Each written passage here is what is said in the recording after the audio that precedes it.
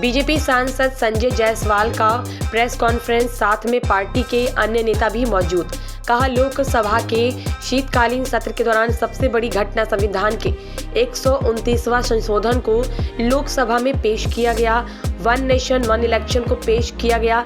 देश का परिवर्तनशील फैसला है। वन नेशन वन टैक्स को लेकर भी विरोधी जीएसटी का विरोध करते थे। वन नेशन वन राशन केंद्र सरकार ने दिया। कहा, वन नेशन वन इलेक्शन को लेकर सभी राजनीतिक दल जेपीसी में सभी दल अपने विचार दे। वन नेशन वन इलेक्शन की परंपरा इंदिरा गांधी के घमंड के कारण टूटा। वन नेशन वन इलेक्शन को लेकर भ्रांतियां बनाई गई। मामला जेपीसी में गया है। इसमें 39 सदस्य शामिल हैं। बहुत धन्यवाद। बहुत धन्यवाद यहाँ उपस्थित प्रदेश के उपाध्यक्ष सिद्धार्थ जी, यहाँ उपस्थित माननीय दानिश जी, अरविंद जी, मालाकार जी, बबलू जी, पीयूष जी और सभी पत्रकार बंधु।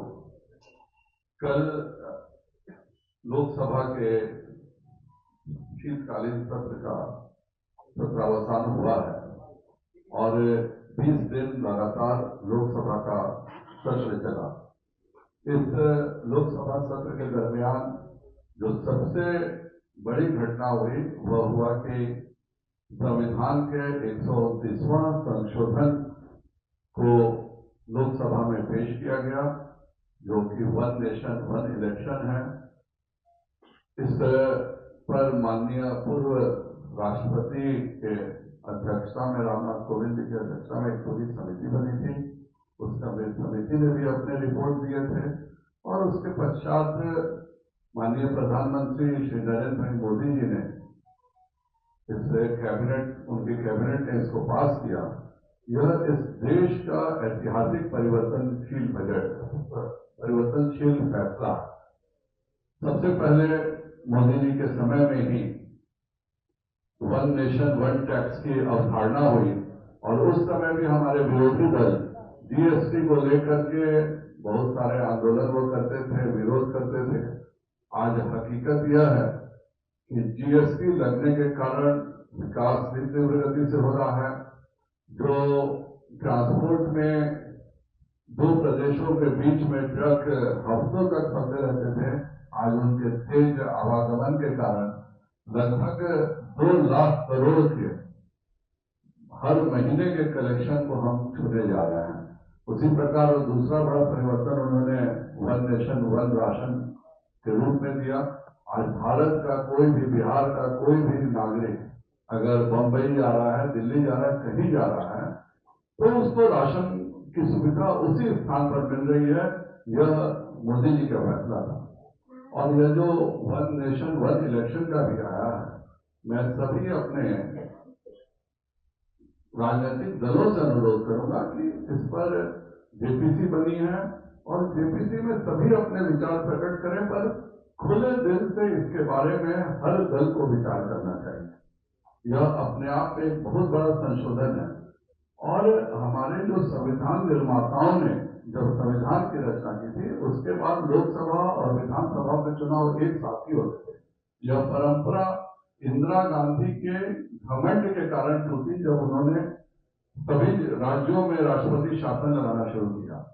आज इस देश में लगातार लॉ कमीशन 1999 में, 2015 में, 2018 में 3 बार लॉ कमीशन का रिकमेंडेशन आ चुका है कि वन नेशन वन इलेक्शन होना चाहिए। भारत के संविधान में आर्टिकल 327 के माध्यम से संसद को यह अधिकार भी दिया गया है कि वह न केवल लोकसभा के चुनाव बल्कि राज्यों के चुनाव पर भी निर्णय ले सकता है।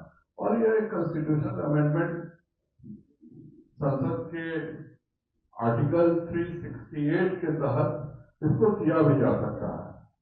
बहुत सारे भ्रांतियां इस पर फैलाई जा रही हैं कि कैसे होगा, किस तरह से होगा। तो आज पहली बार एक जेपीसी बनी है। साधारणतः जेपीसी में 31 सदस्य होते थे।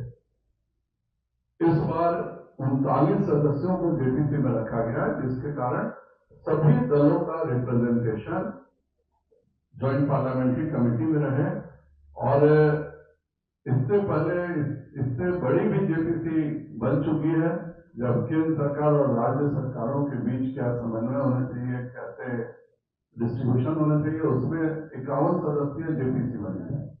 और यह जेपीसी का एक खुले दिल से करना, और मैं देश की आम जनता से भी, बिहार के आम जनता से अनुरोध करता हूँ कि वह सब राजनीतिक दलों से इस बात की जरूर चर्चा होनी चाहिए कि अगर एक साथ लोकसभा और विधानसभा के चुनाव होंगे तो बहुत बड़ी राशि बचेगी, सरकार का भी बहुत ज्यादा पैसा बचेगा, और उससे भी बड़ा लाभ होगा कि 4.5 साल विकास से तीव्र गति से चल सकेगा। अभी क्या होता है, अगर आप बिहार की भी बात करें तो महाराष्ट्र में चुनाव था, उसके पहले हरियाणा में चुनाव था, बिहार के सीनियर आईएएस ऑफिसर्स ऑब्जर्वर बन के वहां चले जाते हैं, और उसके कारण चुनाव महाराष्ट्र में हो रहा है, लेकिन बिहार का भी विकास कार्य कहीं ना कहीं रुक जाता है।